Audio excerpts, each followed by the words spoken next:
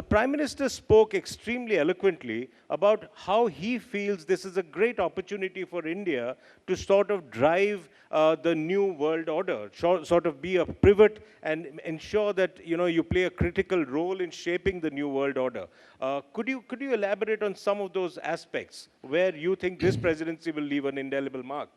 So, Sourav, let me first compliment on you on this issue of business today. It's an outstanding issue, very outstanding content, excellent content. And I think you should ensure that everybody reads this issue of business today to understand what G20 is all about. Secondly, if you look at the transformation, there are a couple of trends which are taking place in the world. It's important to understand the paradigm shift that is taking place. One is when G20 started in 2008, the developed world was contributing over about 75% of the global GDP. The developing countries were contributing only about 24-25%. If you look at it now, the share of the developed world has come down very radically. It's about 55%. The share of the developing countries has increased very substantially. So the share of the developing countries is going up, the share of developing countries is coming down.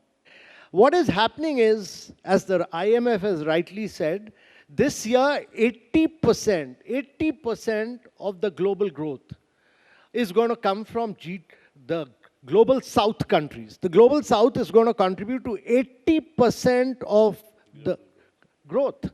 And in the next 2 decades, two-third, and it's quite incredible, 2/3 of the growth is going to come from global south.